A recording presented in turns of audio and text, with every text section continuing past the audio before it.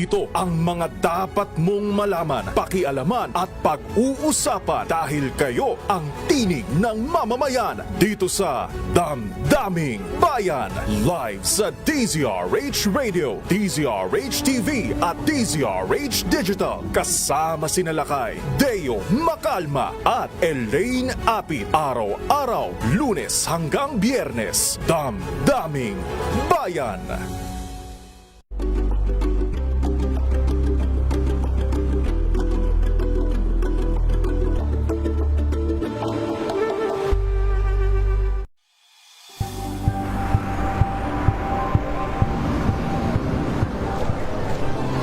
Ating mga eksperto. Dito lang sa Expert Opinion.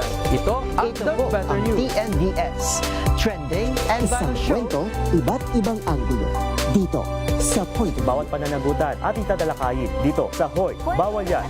Filipino, dito lang sa DZRH. Match up ng entertainment and lifestyle. Ito ang MBC TV Network News. Una sa Pilipinas, una sa Pilipino. Angel po si Angelo Palmona sa giiwan sa inyo na isang magandang umaga. Maraming salamat. Life goes on! Nine, good morning, Lakay. Good morning, Sister Ann. At good morning. Magandang mainit na umaga. Angel po si Angelo Palmona sa giiwan sa inyo na isang magandang umaga. Maraming salamat. Pilipinas, una sa Pilipino. Tumunog na ang gandingan para sa kalikasan. Ang itinanghal bilang Best AM Radio Program Host ay si Cesar Chavez para sa special on Saturday ng DZRH.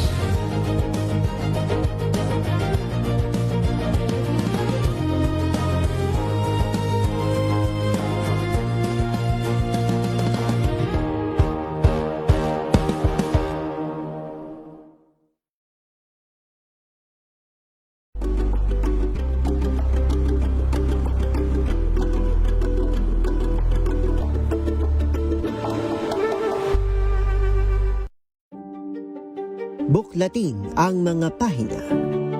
Pakinggan ang boses ng lipunan. Tunghayan ang mga issue mula sa ibang katayuan. Nakakalungkot kasi deserve ba namin ng ganito? Na hindi nila alam kung ano talaga yung kanilang mga karapatan. Yung gobyerno, tinulungan nila yung kanilang magsasaka. Pinapatahimik tayong lahat using various laws. Through education, kayang-kaya nating baguhin yung ganitong klaseng pag-iisip. Isang kwento, iba't ibang anggulo.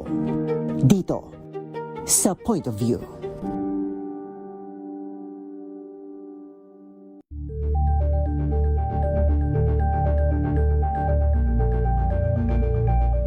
Tambalang Anthony Taberna at Jerry Baha ang gigising sa inyong umaga dahil lalatay ang humahagupit na diskusyon at komentaryo Lunes hanggang Biyernes sa 2x2.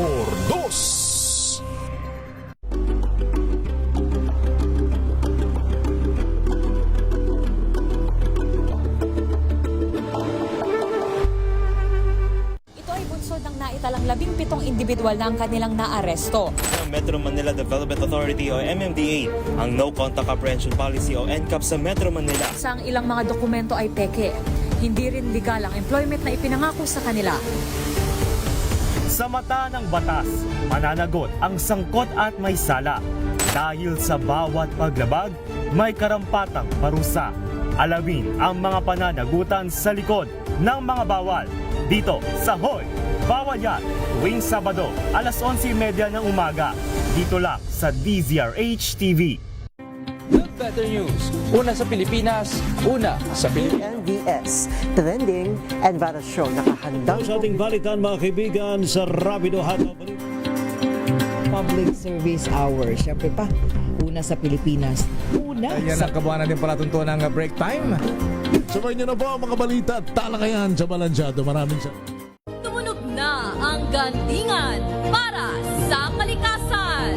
Ang nagkamit ng parangal bilang Best News Anchor ay walang iba kundi si Angelo Palmones ng Magandang Umaga Pilipinas, DZRH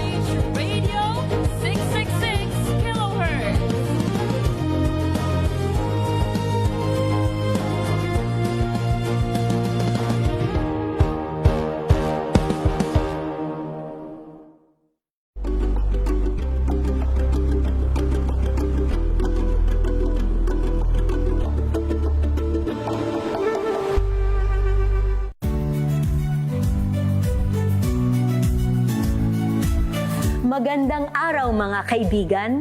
Ito po ang inyong balerina ng bayan, si Lisa Makuha Elizalde, na nag-aanyaya sa inyong samahan kami at ang aming mga espesyal na panauhin para sa kalahating oras ng masayang kwentuhan sa aming programang Art to Art, kung saan ang usapang sining at kultura ay para sa lahat. Huwag kaliligtaan, tuwing linggo, alas 3:30 ng hapon, dito lamang sa DZRH Radio, DZRH TV, at via online streaming. Ng umaga. Saan man mangyari ang balita, Luzon, Visayas at Mindanao, hagip ng balitang Prompting. Kinalap ng buong puwersa ng MBC Media Group mula Aksyon Radyo, Radyo Natin Nationwide at DZRH, Provincial at Regional Correspondents. Balita Prompting kasama si Kises Habson. DZRH Balita Prompting.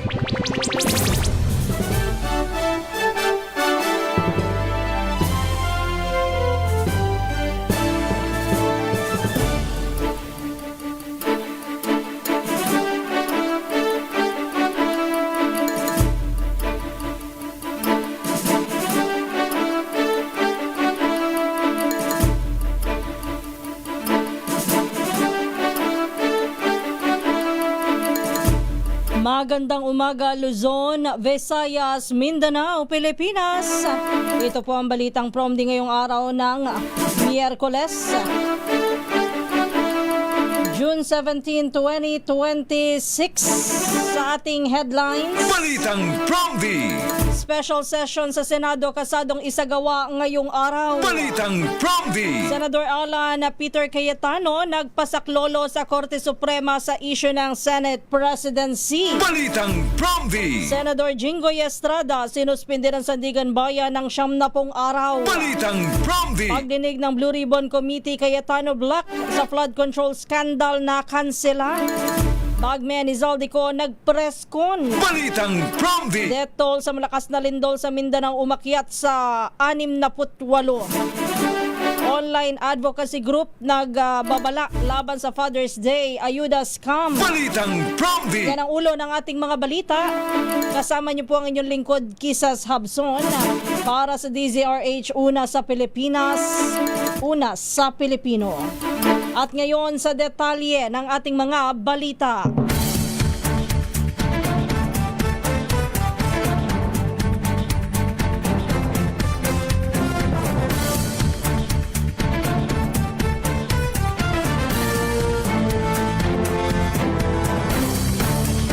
Magsasagawa ng special session ng Senado ngayong araw. Ayon kay Acting Senate President Sherwin Gatchalian, magsisimula mamayang alas 9 ng umaga ang sesyon kung saan ay tatalakayin ng ilang priority measures. Sinabi naman ni Senator Erwin Tulfo, ang unang bahagi ng sesyon ay ilalaan sa pagtatalaga ng mga bagong committee chairperson, habang ang pangalawang bahagi ay para aprubahan ang mga nakabinbin pang panukalang batas at promosyon ng ilang opisyal ng militar. Kabilang sa mga mahalagang panukala na kanilang planong aprubahan ang Geriatric Health Bill, expansion of GASPE Education Voucher System at Anti-Hospital Detention Bill. Kumpiyansa naman ng liderato ng Senado, makakamit ang kailangan na quorum upang maipagpatuloy ang mga opisyal na gawain ng kapulungan. Balitang Prompting. Nagpasaklolo ang kampo ni Senator Alan Peter Cayetano sa Korte Suprema upang questionin at ipawalang bisa ang kasalukuyang majority bloc na pinamumunuan ni Acting Senate President Sherwin Gatchalian. Kasama ni Cayetano na naghain sa online ng petition for certiorari and prohibition ang lahat ng miyembro ng minority bloc maliban lamang kina Senators Ronald Bato de la Rosa, Senator Joel Villanueva at Mark Villar. Batay sa report, maliban kay De La Rosa na kasalukuyang nagtatago, hindi nakapirma sa petisyon si Villar dahil nasa labas ng bansa. Batay sa 68 Pahinang petisyon for certiorari, hinimok ni Cayetano ang High Court na ideklarang null and void ang sesyon noong June 3 na humantong sa pag-upo ni Senador Sherwin Gatchalian bilang Senate President pro tempore at acting Senate President.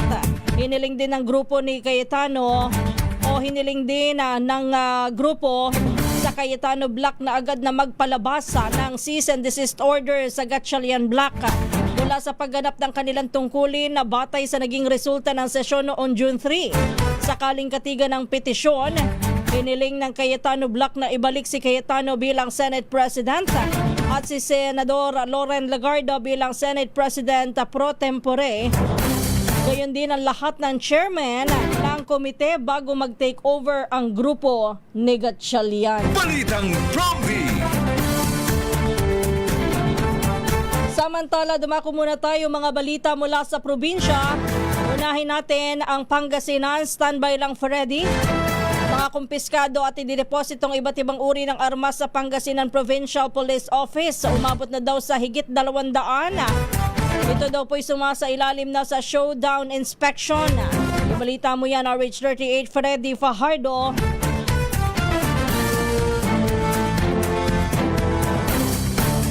Ang showdown inspection of confiscated, surrendered, deposited, and recovered firearms bilang bahagi ito ng kampanya ng Pangasinan Police laban sa illegal na armas at kriminalidad sa lalawigan. Batay sa datos mula Mayo 16 hanggang June 15, 2026, nakapagtala ang kapulisan ng 312 firearms kabilang ang 95 na surrendered, 197 deposited, 13 confiscated at 7 ang recovered firearms. Pinangunahan ng naturang programa nila Police Brigadier General Jovencio Badwa Jr., Acting Regional Director ng Police Regional Office 1 at Pangasinan Police Provincial Director Police Colonel Dennis De Leon. Ayon kay De Leon, patunay ang naturang programa sa patuloy na pagsisikap ng kapulisan na mapanatili ang kapayapaan at kaayusan sa komunidad sa pamamagitan ng mahigpit na operasyon kontra los firearms.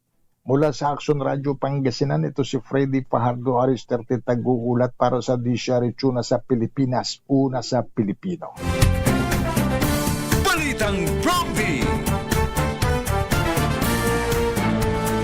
Maraming salamat, Freddy. Standby lang, Danny.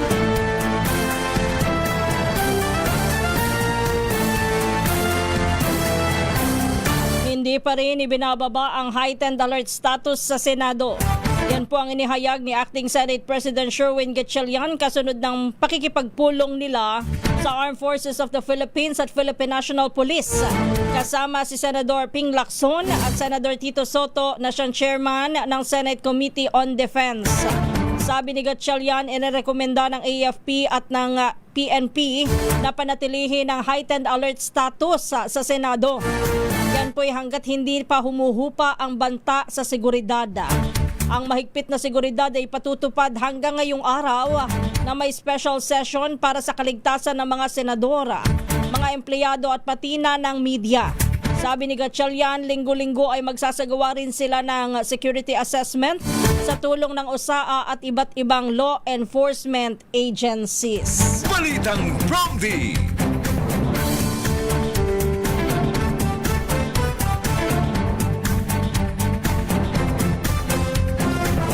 Samantala, inakusahan ni Senate Blue Ribbon Committee Chair Erwin Tulfo ang kampo ni Senador Alan Peter Cayetano ng pananakot at pagbabanta upang huwag dumalo sa special session na nakatakda ngayong araw. Ayon kay Tulfo, hindi bababa sa 2 senador mula sa Cayetano Black ang nais ng dumalo sa sesyon at magtrabaho, ngunit pinipigilan ng kanilang lider.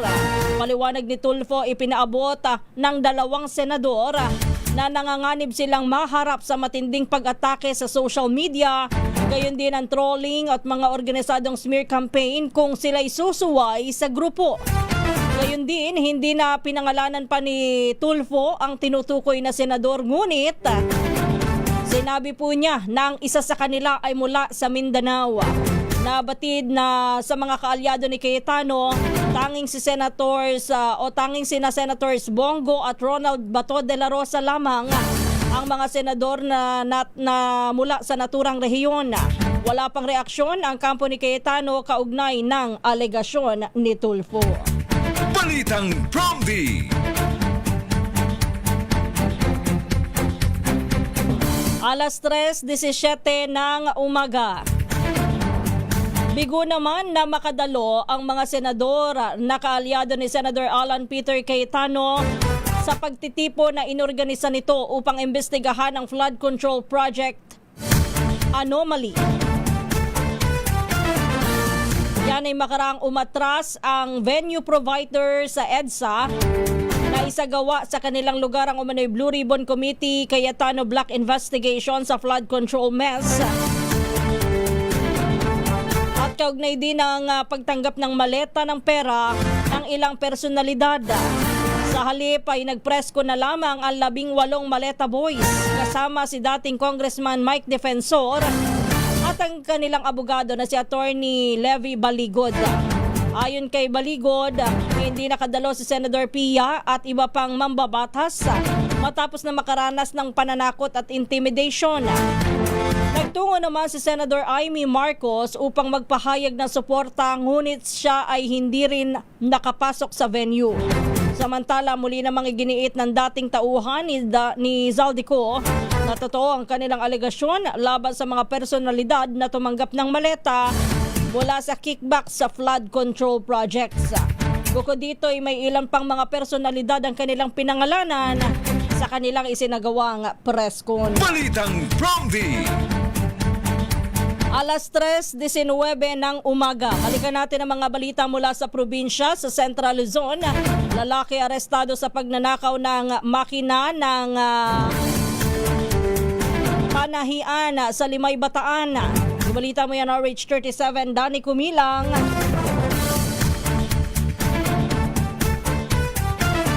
Arestado ang isang 20 anyos na lalaki matapos umanong magnakaw ng isang electric sewing machine motor na nagkakalaga ito ng 20,000 piso sa barangay Lamaw, Limay, Bataan ng hapon. Kinilala ng pulisya ang suspect sa alias na Francis, residente ng barangay Kabgabin, Maribeles, Bataan.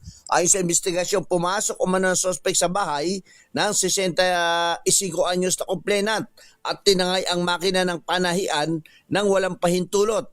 Matapos humingi ng tulong sa pulisya ang biktima, agad na nagsagawa ng follow-up operation ng mga otoridad na nagresulta sa pagkakaresto ng suspect sa barangay Lamaw, Limay at pagkakarecover din ng nasabing makina. Inihanda na ang kasong paglabag sa artikulo 308 theft ng Revised Penal Code laban sa naarestong suspect. Danny Kumilang, RH37, DCRH, una sa Pilipinas, una sa Pilipino. Balitang Promdi. Samantala, sa iba pa nating mga balita, sinuspindi na bilang senador si Senador Jinggoy Estrada kaugnay ng kasong graft bunsod ng pagkakasangkot niya sa flood control scandal. Epektibo simula kahapon ang 70 araw na preventive suspension na ipinataw ng Sandigan Bayan 2nd Division laban kay Estrada. Yan ay upang maiwasan na magamit ang kanyang kapangyarihan habang gumugulong ang investigasyon. Una nang ikinakusahan si Estrada na tumanggap ng 273 million pesos na kickback mula sa flood control projects na nagkakahalaga ng 855 million pesos sa lalawigan ng Bulacan. Bukod sa kasong graft, kinasuhan din ng plunder si Jinggoy dahil sa kaparehong flood control project. Balitang Promdi.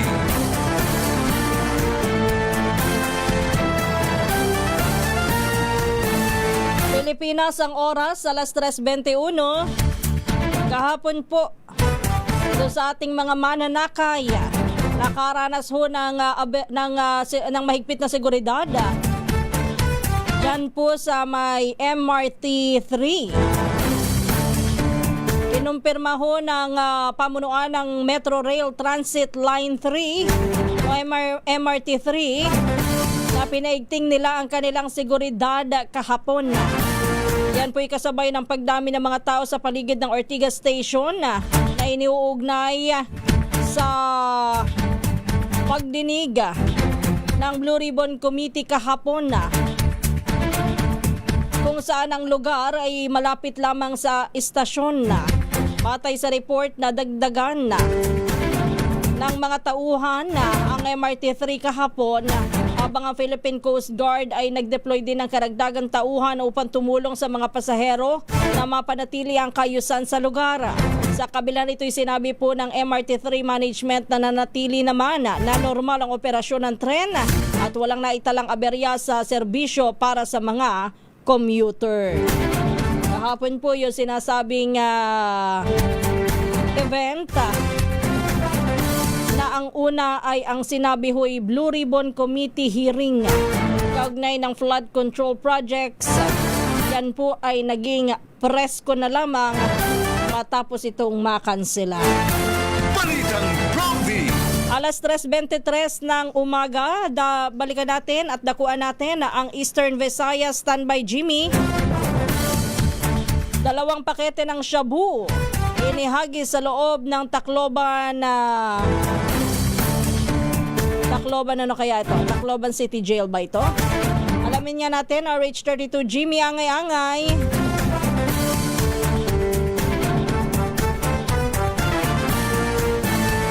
Patuloy ang investigasyon ng Bureau of Jail Management and Penology, BGMP Tacloban City matapos ma-recover ang 2 pakete ng shabu na inihagis papasok sa loob ng pasilidad.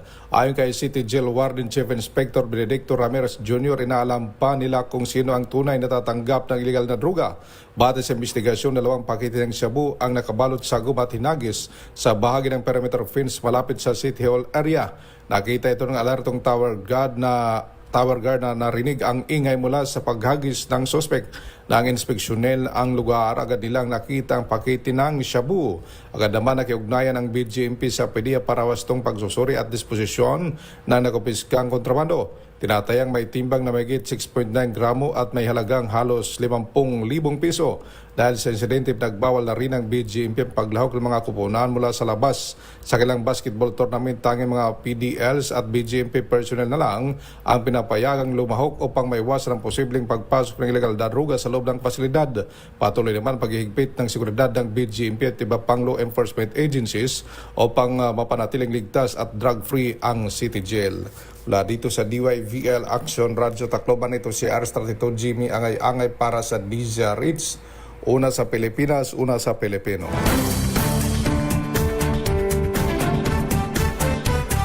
Balitang Prompty. Maraming salamat kay Jimmy Angay-Angay. Standby lang, Jane. Sa iba pa nating mga balita,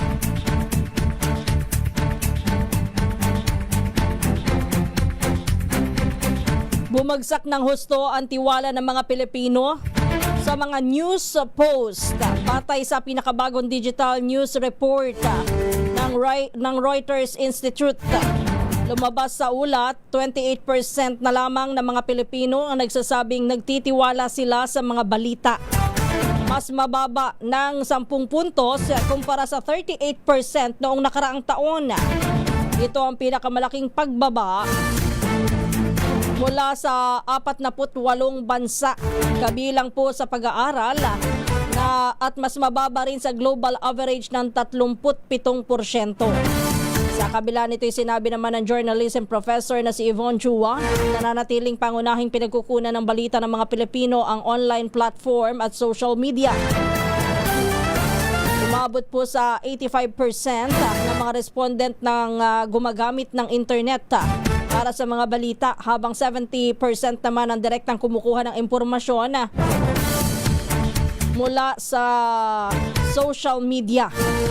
Nananatiling nangunguna pa rin ang Facebook bilang pangunahing news platform na ginagamit ng mga Pilipino kasunod ng YouTube, Facebook Messenger at TikTok. Ayon sa ulat, maaaring nakaapekto sa pagbaba ng tiwala sa mga balita ang mga political polarization, disinformation, online harassment at pagdami ng impormasyon na nakikita sa social media. Dagdag pa rito, mas maraming Pilipino ngayon ang nakakasagap po ng balita sa pamamagitan ng social media feeds kung saan ay nagsasama-sama ang lehitimong pamamahayag, political messaging at content mula sa mga influencer. Kaya nga ho ang sabi natin na walang masama kung ano man po ang ginagamit nyo sa pagsagap ng balita. Paparadyo, telebisyon, bagamat yan po ay medyo bumaba po at napunta na sa social media at sa internet ang karamihan ho na mga nakatutok ho para sa mga balita at nakikibalita. Pero pagdating sa social media, lagi po nating tatandaan, napakalawak ho niyan At kulang pa ho tayo sa batas pagdating sa restriction. Kaya napapaghalo po ang fake news sa totoong balita. Ang payo lamang natin sa ating mga kababayan na kung kayo ho ay sa social media o sa internet kumakalap ng mga balita, siguruhin po na nakukuha nyo yan sa mga lehitimong news organization. Gayon din ay mag-double check at huwag basta-basta maniniwala sa mga impormasyong nakukuha nyo po sa social media. Halimbawa ko na lang. Dito tayo sa balitang showbiz. Pagdating sa YouTube, ang dami hong mga balita dyan sa YouTube. Kapag nakita nyo, may picture pat may video, kaya talagang maniniwala ka na ang nakalagay, nanganak na si Alex Gonzaga. Ang daming naniniwala dyan, di ba? Iba may pag-comment pa. Pero sa katotohanan, ay hindi pa. Kung marami hong naniniwala sa mga ganyan dahil nakikitang may picture, may video, ingat ho tayo lalo Siguro naman po alam natin na maggumamit ng sentido común at alam din po natin kung papaanong mag-fact check. RPJTV 94996, good morning sa iyo. Kanino kami magtitiwala o maniniwala sa iyo? Tayo po ay nasa news organization na lehitimo, kaya nasa sa inyo ho ang desisyon kung kanino ho kayo maniniwala. Kung gusto nyo maniwala, kagaya do sa YouTube, nang walang pagpa-fact check, marami din ho doon, kagaya ng DZRH, ang gumagamit po ng YouTube. Sabi ko nga ho, kayo ho ang bahala na mag-recheck po ng mga fact para ho kayo ay hindi madenggoy ng fake news. Pero kung gusto nyo naman, bahala ho kayo kung ano ang gusto nyong paniwalaan. 3:30 po ng umaga. Balitang Prompty. Minsan ho kasi may mga taong ang gustong paniwalaan ay yung kung ano yung gusto nila na mangyari. So, nasa sa inyo ho yan. Wala naman ho tayong pilitan. Pero sabi nga natin, be careful.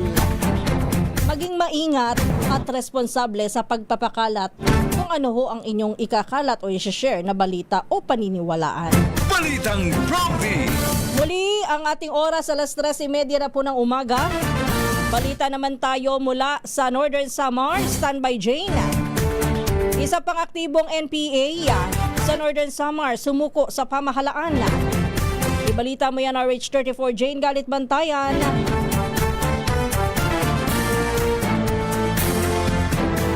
Matapos ang ilang taon na pagiging aktibong miyembro ng New People's Army, kusang loob ito na sumuko sa otoridad sa mga pulis ng Samar Provincial Mobile First Company sa Calbayog City sa Samar. Kinilala ang sumuko na NPA na si Elias Wawing, 31 taong gulang, isa itong magsasaka, residente dito sa lalawigan ng Northern Samar.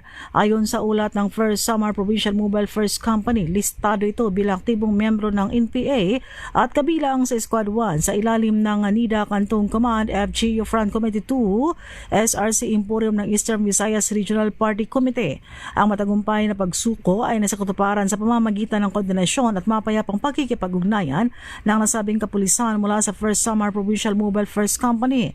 Nang makumpirmang planong pagsuko ng nasabing NPA, agad na nagsagawa ng aksyon ang otoridad na naging dahilan o nagresulta sa voluntaryo at mapayapang pagbabalik loob nito sa pamalaan. Kasabay ng kanyang pagsuko, voluntaryo ring sinuko na nitong NPA ang isang baril caliber 45 na may serial number 2645556 kasamang isang magasin at 3 bala. Ayon sa inisyal na pahayag nitong sumukong NPA na naigang kanyang hangaring mamuhay na mapayapa kasama kanyang pamilya at suportahan ang mga programa ng pamahalaan sa ilalim ng Executive Order No. 70 o National Task Force to End Communist Armed Conflict o NTF-ELCA.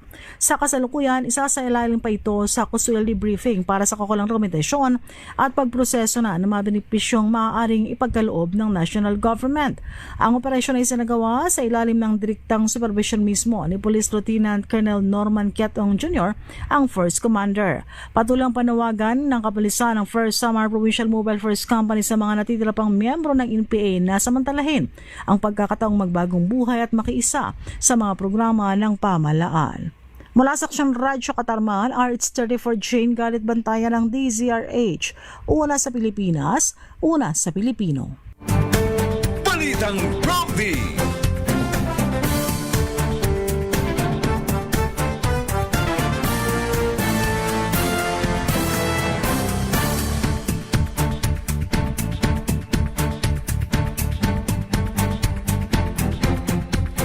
Pilipinas ang oras, alas 3:33. Standby lang, June. Ito pa, isa pang balita para sa inyo. Nakadepende na lang kung kayo'y maniniwala ho, ano? Nagbabala po sa publiko ang online advocacy group Scam Watch Pilipinas laban sa online scam na nambibiktima sa pamamagitan ng tinaguriang Father's Day Ayuda Program na umano'y nag-aalok ng ayuda sa pangunguna po ng Department of Social Welfare and Development at ng GCash. Ayon kay Scam Watch Philippines co-founder Josel de Guzman, natuklasan na ang domain registration records ng scam ay nakabase sa China kung saan ay mayroon itong mga domain na karaniwang ginagamit sa phishing at scam campaigns. Ginagamit ang scam campaign na ito sa social media platform tulad ng Facebook para maging mas mabilis ang pagkalat sa publiko. Nakapaloob sa scam na ang isang biktima ay kailangang maikalat ang kanilang kumpanya, ang kanilang campaign sa 5 contact bago tuluyang maiproseso ang Father's Day ayuda. Bunsod dito ay nanganganib po ng mga biktima ng scam na ito, ang buong pamilya ng biktima maging ang kanilang mga kaibigan na pawang mga social media user. Kagaya ho niyan, kung hindi ho kayo maniniwala, halimbawa dito sa mga ganitong balita na babala sa publiko at ipagpapatuloy nyo ang sumunod dito sa campaign na ito para magkaroon ng ayuda, nakasalalay ho ang inyong kaligtasan dyan. Kung kayo ay maniniwala, kung hindi naman, be ready. Balitang Prompty. Alas 3:35 ng umaga.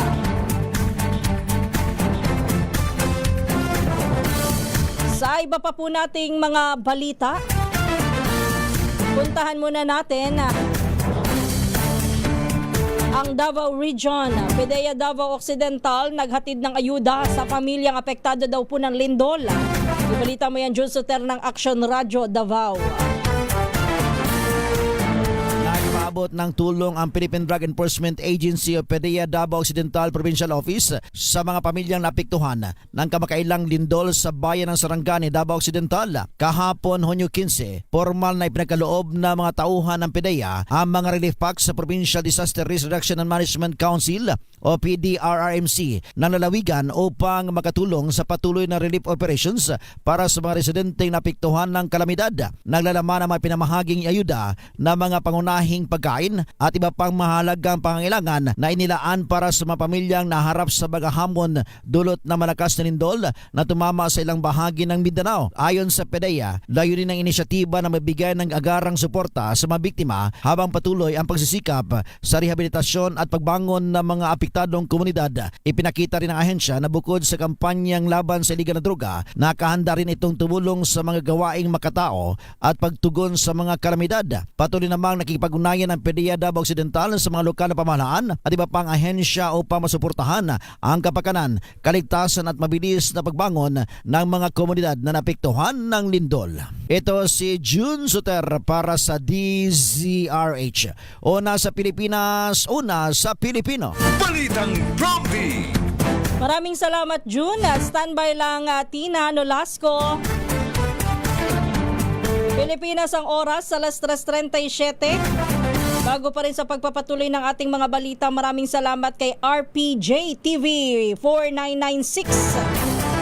Dahil siya po ay nagko-comment sa atin, ibig sabihin siya po ay nakikinig ng ating mga balita. Ibig sabihin siya ay naniniwala. Kaya siya nandito, nakikinig. Balitang Prompty. Bukas ang Pilipinas sa posibilidad ng pagkakaroon ng Visiting Forces Agreement o VFA kasama ang Germany. Ito po ang tiniyak ni Pangulong Ferdinand Marcos Jr. matapos na makipagpulong kay German President Frank-Walter Steinmeier sa Malacanang. Ayon kay Marcos, wala pang agarang plano para sa isang VFA ngunit handa ang Pilipinas na pag-aralan at ituloy kung magkakaroon ng kasunduan ng dalawang bansa. Sinabi ng Pangulo na mahalaga ang pagpapalawak ng mga alyansa at pakikipag-partner sa iba pang bansa sa harap ng lumalalang geopolitical tension sa iba't ibang bahagi ng mundo. Sa kasalukuyan, may umiiral ng Visiting Forces Agreement ng Pilipinas sa United States, Australia, Japan, New Zealand, Canada at France. Balitang Prompty.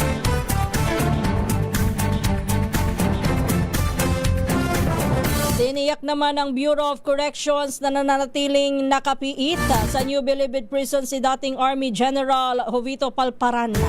Taliwas ito sa kumakalat na ulat na umano'y inilipat na ito sa Philippine Military Academy sa Baguio City. Ayon kay Bucor Director Gregorio Catapang Jr., maaaring bumisita ang sinuman sa Bucor upang mapatunayan na nasa loob pa rin ng Bilibid ang convicted general.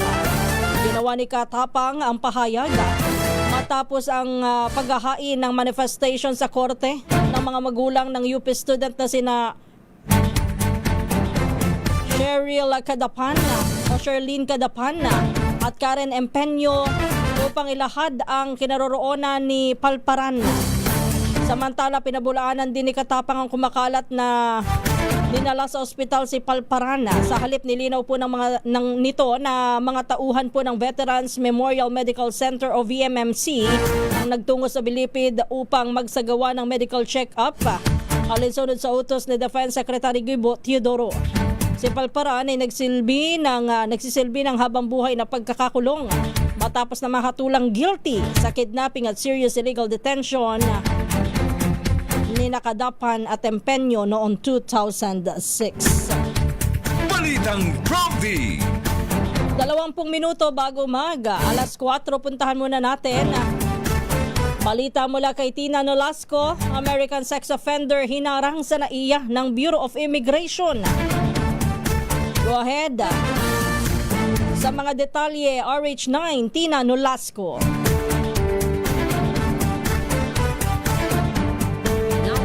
Makapasok sa bansa ng Bureau of Immigration ng isang 48 anyos na Amerikanong sex offender. Kinilala ang dayuhan na si Cabot Allen Sanders, lumapag sa Ninoy Aquino International Airport Terminal 1 noong May 28 sakay ng Korean Air mula Seoul, South Korea. Naharang ng mga immigration officer ang naturang foreign national matapos makita sa mga international database na may derogatory record ito at nahatulan noong 1998 dahil sa pakikipag-ugnayan sa isang menor de edad para sa immoral na gawain. Dahil dito agad pinadeport o pinabalik sa kanyang pinanggalingang bansa ang Amerikano matapos ideklarang undesirable alien sa ilalim ng Philippine Immigration Act of 1940. Pagitiyak naman ni BI Commissioner Joel Anthony Viado, walang lugar sa bansa ang mga dayuhang may record ng krimen laban sa mga bata at patuloy ang pakikipag-ugnayan ng BI sa mga lokal at foreign authorities para sa mas mahigpit na pagbabantay sa mga borders ng bansa nang mapigilan ang pagpasok ng mga pugante at kriminal. Ito si RH19 na Nolasco para sa DZRH, una sa Pilipinas, una sa Pilipino. Balitang Prompty. Sa Samantala, sumampa na sa 68 ang bilang ng mga nasawi sa magnitude 7.8 na lindol na tumama sa Mindanao. Batay sa tala ng National Disaster Risk Reduction and Management Council, 33 sa mga nasawi ay mula sa Sarangani, 24 sa South Cotabato, 10 sa Davao Occidental at 1 sa Davao del Sur. Nasa 33 naman ang nawawala pa rin habang nasa 1,300 katao naman ang napaulat na nasugatan. Umalo naman sa higit 338,000 pamilya o katumbas ng 1.38 milyong individual ang mga naapektuhan ng malakas na pagyanig. Umabot naman sa 1.07 billion pesos ang tinatayang halaga ng pinsalang iniwan ng lindol sa sektor ng infrastruktura habang 29.8 milyong piso sa agrikultura. Balitang Prompty. At kaugnay pa rin ng balitang lindol. O ito po, makisali tayo bukas ha. Kahit papaano ay makibahagi ho tayo. Kasado na bukas, June 18, ang second quarter National Simultaneous Earthquake Drill. Ayon sa Office of Civil Defense, ang naturang aktibidad ay kolaborasyon ng members agencies ng National Disaster Risk Reduction and Management Council bilang hudyat ng pagsisimula ng National Simultaneous Earthquake Drill o NSED. Magkakaroon daw po ng ceremonial pressing of the button na nalalahukan ng mga opisyal ng Camca Aguinaldo sa Quezon City. Susundan ito ng mga opisyal na paglulunsad ng Harmonized National Contingency Plan para sa high-intensity earthquake sa Greater Metro Manila. Bahagi rin ng simultaneous earthquake drill ang tabletop simultaneous exercises para sa magnitude 7.2 na lindol na nagdulot ng paggalaw ng West Valley Fault kung saan ay masusubok ang koordinasyon ng mga national at regional responsive system sa pagtugon sa malakas na pagyanig. Balitang Prompty. At sa oras na alas 3:43, dyan na po nagtatapos ang ating balitaan dito po sa Balitang Prompty. Tayo ho'y dadako na sa pangalawang bahagi naman ng ating programa. Muli ang inyong nakakasama, ang inyong lingkod, Kisses Habson.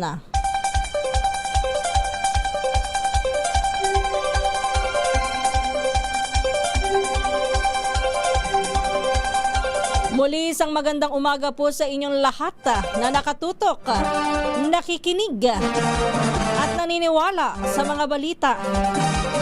Nahatid ng DZRH News at ng Balitang Prompty. Kumusta na po ang ating mga kababayan mapa sa Luzon, Visayas, Mindanao, and all over the world? Sana po'y nasa maayos po kayong kondisyon, healthy pa rin, bagamat patuloy na lumalaban sa hamon ng buhay.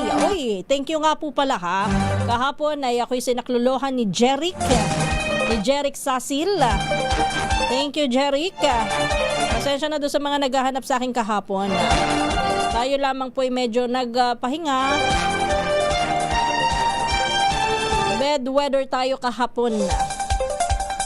Pero okay na.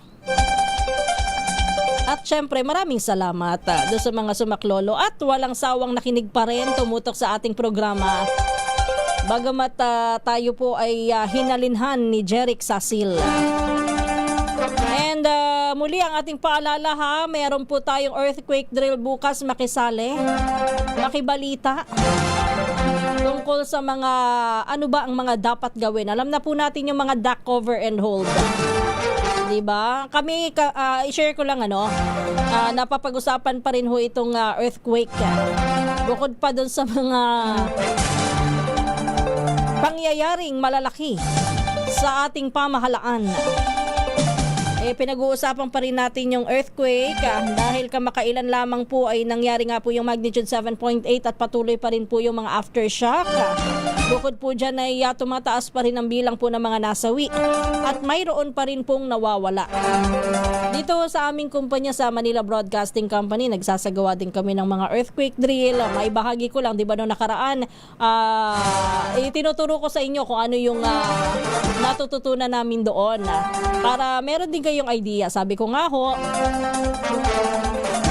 bukod po doon sa duck cover and hold. Siyempre yung mga go bag, yung mga laman ng go bag, binanggit ko na rin po noon sa inyo. Pangatlo po na dapat tandaan sa paghahanda po sa mga ganitong hindi inaasahang mga pangyayari. Dapat po alam po at may idea na ang inyong pamilya kung saan ang meeting point sakali po na magkaroon ng malakas na lindol at kayo ho ay nasa magkakahiwalay na lugar. Dapat yan ho ay napag-uusapan. At bukod po dyan, syempre, nitong huling earthquake drill po ng Manila Broadcasting Company, amin pong pinag-usapan din yung tungkol ho sa kung paano malalaman dapat kung ilan na ang nakalabas mula sa gusali. Dapat din po meron tayong ganyan. Kayo din ho sa pamilya, dapat meron din hong nakakaalam lagi kung nasaan ang bawat isa at nakakaalam kung nakalabas ang lahat. Taga-check ika nga.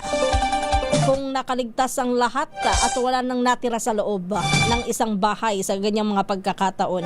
Ang tanong ko nga ho, di ba nung nakaraan sa ganoong kalakas na magnitude 7.8 na lindol, halimbawa kayo nasa loob ng isang mataas na gusali, ano ang unang gagawin ninyo? Kayo ba'y magdada cover and hold? Kayo ba'y tatakbo o kung ano pa po ang inyong gagawin? Minsan mapapaisip ka talaga sa ganyan. Kaya dapat laging may presence of mind. Yan lang po yung ilan sa mga paalala natin. Total bukas ay meron tayong earthquake drill, simultaneous nationwide earthquake drill. At mamaya antabayanan pa rin. Siyempre, anong mangyayari? Matutuloy na ba kaya ang special session?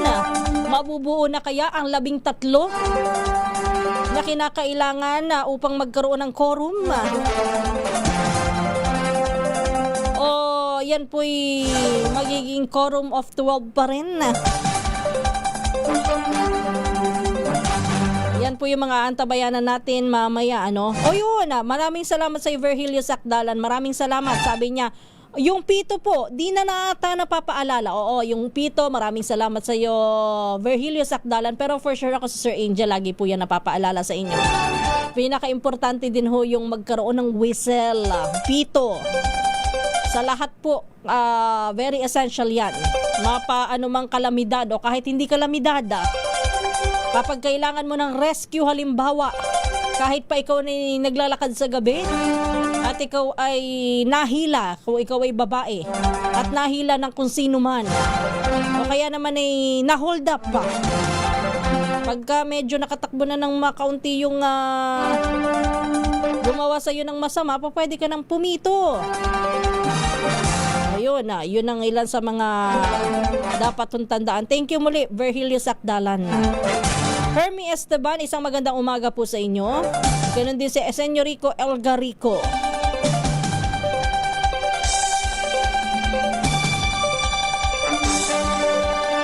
Basilio Caubalejo, isang magandang umaga. Maraming salamat mula dyan sa Puerto Galera Oriental, Mindoro. Hermie Esteban, good morning. Ganun din kay Lemmy Golpe. Binabati rin po natin.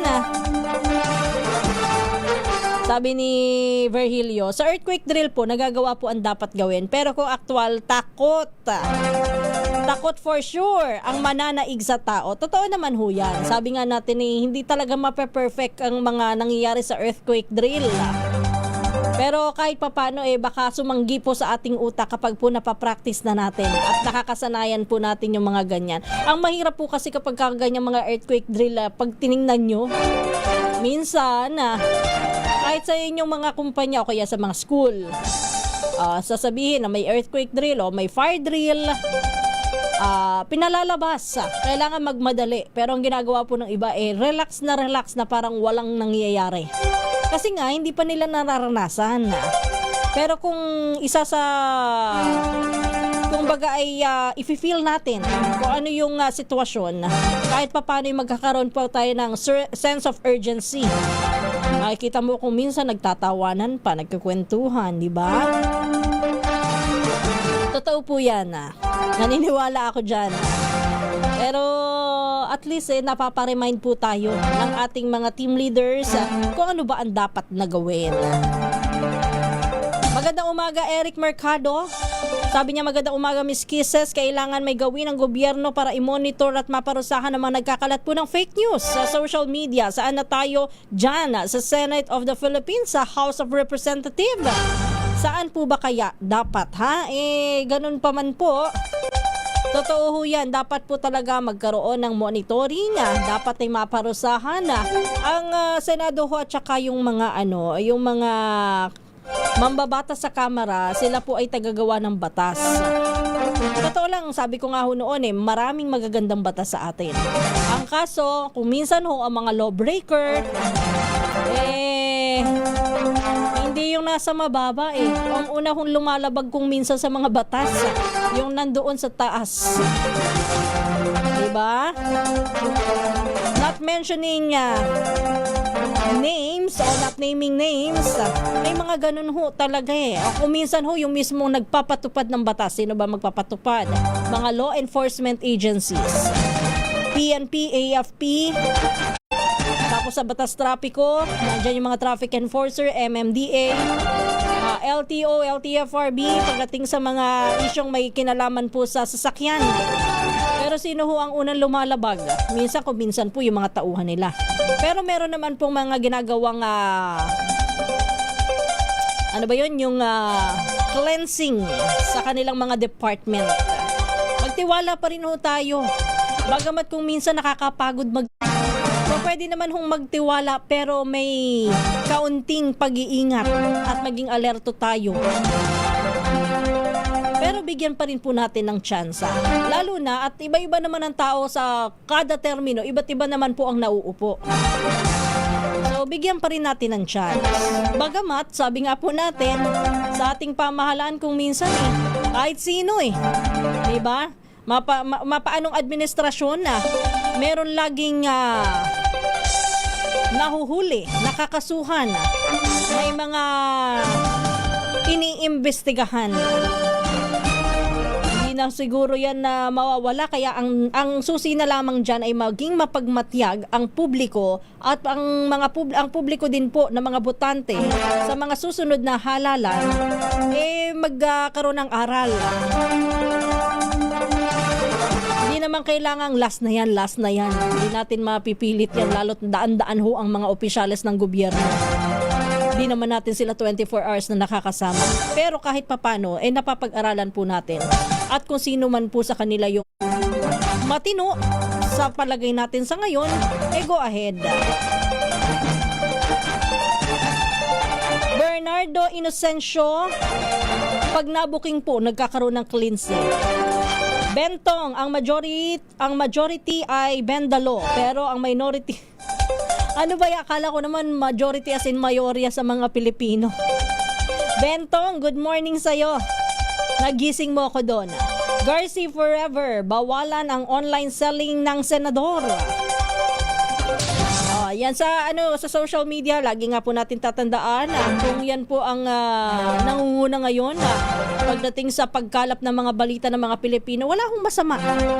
Siguruhin niyo po na kapag kakakalap kayo ng balita, lagyan niyo ng bigyan niyo ng pagiging lagyan niyo ng responsibility. Yon, madali ko rin.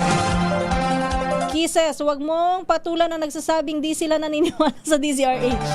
Kami po yung nagtitiwala lalo na sa Coronadal, South Cotabato. Maraming salamat po, Mindalaag. Then, nagpapaliwanag lang naman si RPTV 944. Ano ba yun? Nalimutan ko yung pangalan niya. Sabi niya, nakikinig naman daw talaga siya. Medyo nagtatanong-tanong lang daw siya. Kaya nga sabi ko once kayo ay nandito, ibig sabihin naniniwala kayo sa mga balita at kayo po'y nakikinig. Or else, bakit kayo nandito, di ba? maliban na lamang kung kayo ay magtutrol. At dahil dyan